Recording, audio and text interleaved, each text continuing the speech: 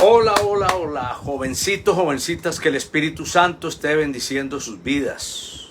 Hoy es jueves 21 de noviembre, prácticamente a terminar el año, orando para que Dios nos bendiga, nos sorprenda y haga cosas sobrenaturales en la vida de todos nosotros,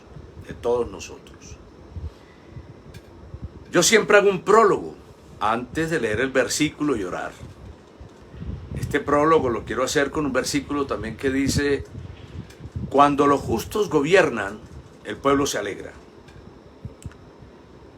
Cuando hay un presidente temeroso de Dios, respetuoso de la Escritura, que decide honrar a Dios, sacar de alrededor de donde está la justicia, el poder ejecutivo, toda inmundicia, todo pecado, toda cosa fea en contra de Dios,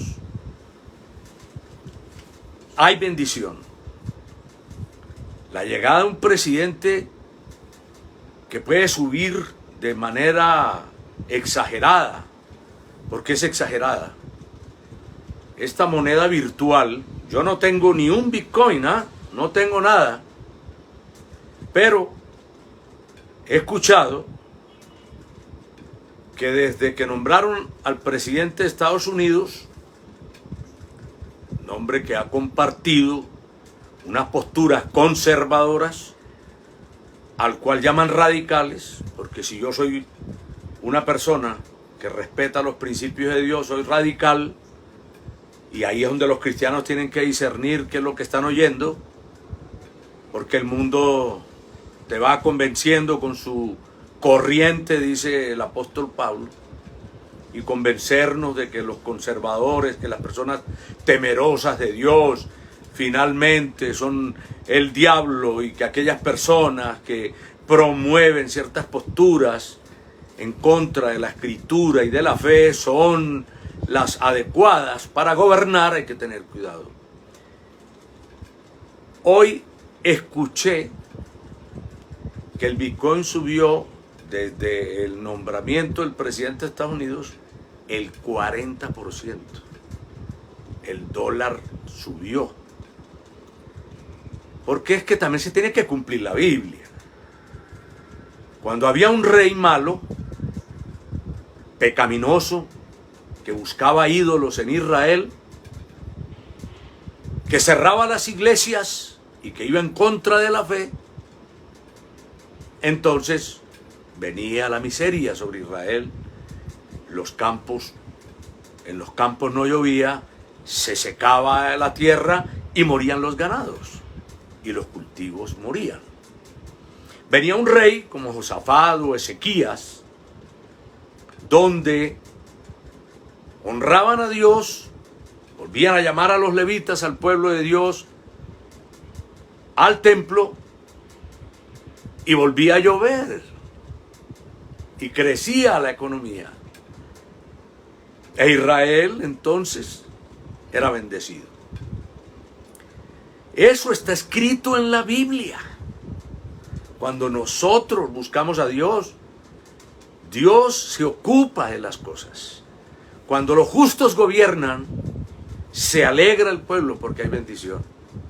No hay ese agobio, no hay esa miseria. Eso es claro en la Escritura. ¿Cómo es que sube prácticamente en 15 días el 40% una moneda?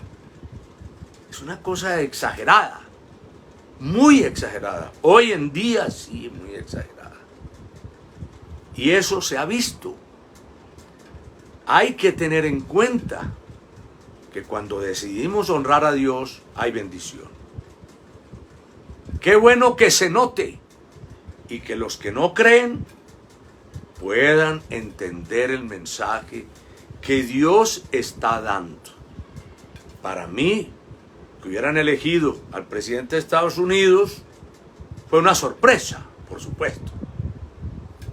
Y no porque no crea, sino porque sé que este mundo está muy contaminado, muy ennegrecido y oscuro, porque así lo ha dicho el Señor. el príncipe de este mundo, que gobierna este mundo. Él es el príncipe de este mundo, que es el diablo.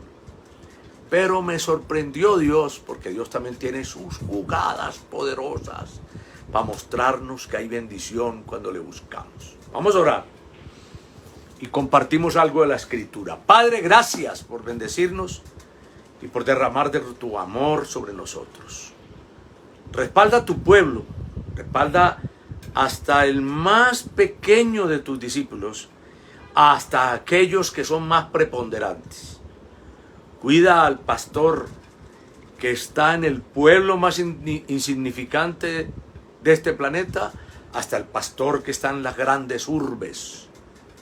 Cuida a tu pueblo, cuida a tus hijos, cuida a tus ovejas y respalda. Amén. Dice en Romanos 8, en el versículo 31, bueno, dice el 33, ¿quién acusará a los escogidos de Dios? Dios es el que justifica. La Biblia es escrita para los cristianos. ¿Por qué para los cristianos? Porque somos los que entendemos que ella es la palabra de Dios. Para los demás que no tienen a Cristo, pues ni siquiera es un libro interesante. Porque si no lo leyeran por interesante.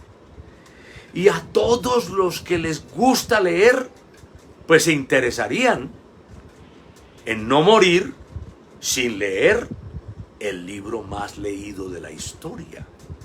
Y no solamente el libro más leído de la historia, sino el libro más traducido a otro idioma de la historia.